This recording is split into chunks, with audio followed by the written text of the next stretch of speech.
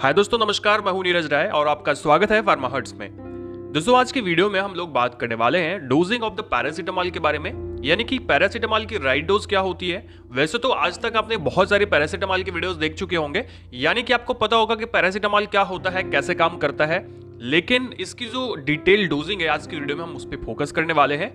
यानी कि बच्चों से लेकर के बूढ़ों तक में जो पैरासीटामोल होती है उसकी क्या डोजिंग होती है, कितनी डोज में ये मेडिसिन दी जाती है। यहाँ पे हम लोग बॉडी वेट के हिसाब से देखेंगे और बच्चों का ईयर भी देखेंगे, कितने दिन के बच्चे को कितना देते हैं, कितने ईयर के बच्चे को कितना देते हैं, कितने मंथ के बच्चों को कितना दिया जाता है। तो डिटेल में हम लोग बात करने वाले हैं दोस्तों। तो चलिए वीडियो की शुरुआत करते हैं। सबसे पहले हम लोग बात करते हैं पैरासीटामोल के बारे में ही, कि पैरासीटामोल क्या होता है और कैसे काम करता है। दोस्तों, एक्चुअली पैरासीटामोल के बारे में अगर बात की जाए तो पैरासीटामोल एक प्रकार की एंटीपायरेटिक मेडिसिन होती है, जिसके अंदर थोड़ा बहुत एनाल्जेसिक इफेक्ट भी होता है। यानी अगर आप ध्यान से देखें तो paracetamol is an analgesic and antipyretic medicine, यानी कि इसके अंदर में ऐसे दो गुण होते हैं।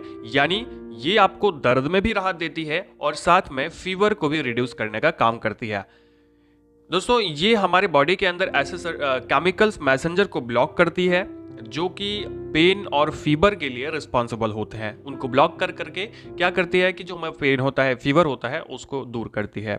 यानी कि अलग अलग प्रकार की कंडीशन में हम इसे यूज़ कर सकते हैं। जैसे कि अगर आपको कहीं पे शरीर में दर्द हो रहा है, आपको हरारत है यानी फीवर है, और तो इस कंडीशन में आप इसे यूज़ कर सकते हैं। कई बार सर दर्द में भी इसको यूज़ किया जाता है, लेकिन सर दर्द में उतना इफेक्टिव नहीं होती है। बाकी यूज़ कर सकते हैं। सर दर्द में पहली ये आइबुप्रोफेन के साथ में अगर पैरासीटामोल दिया जाता है तो ज़्यादा फायदेमंद होता है।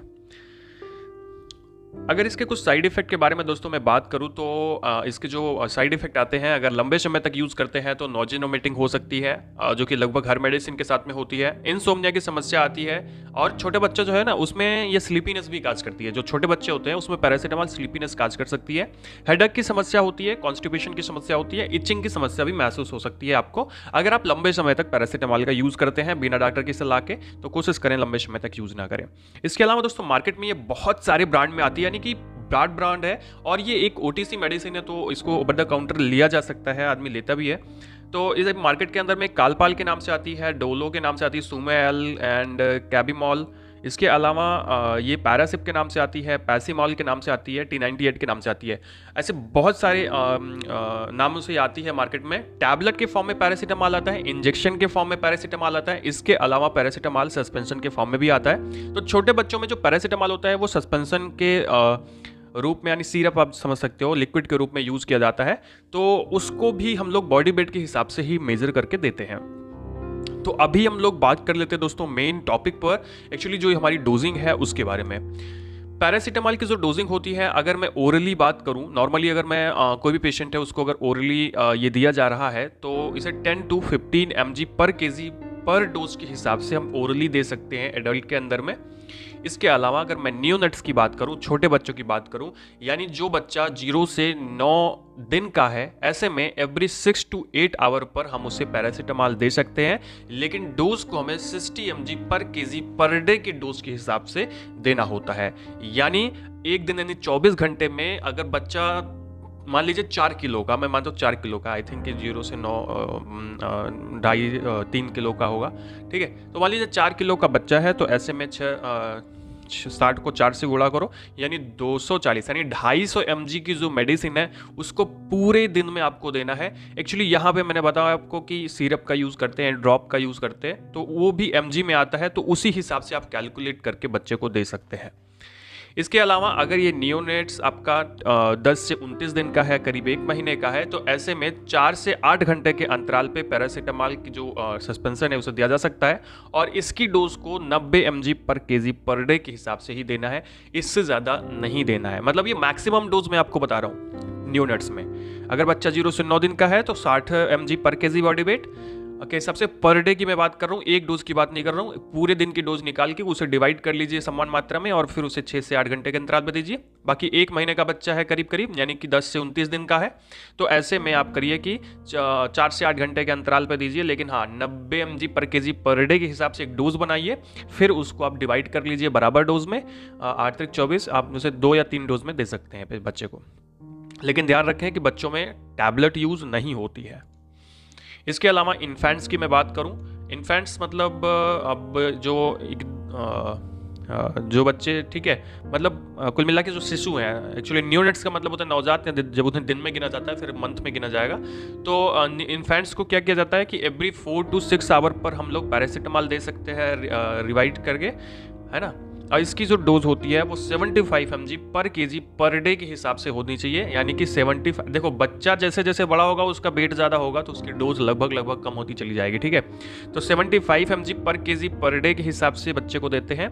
अब इसको भी आपको पर डे के हिसाब से मेज़र कर लेना है, उसके बाद उसे डिवाइडेड डोज में 4 से 6 घंटे के अंतराल पे आप बच्चे को दे सकते हैं। इसके अलावा मैं चिल्ड्रन और एडोलेसेंट्स की बात करूं, जो बच्चा 60 किलो से कम है, जो मतलब बच्चा है वो थोड़ा सा बड़ा है ना, लेकिन वो 60 किलो से कम है, यानी कि आप समझिए कि 8 साल से बच्चा कम है, तो ऐसे में उसे आप कितना दे सकते हैं।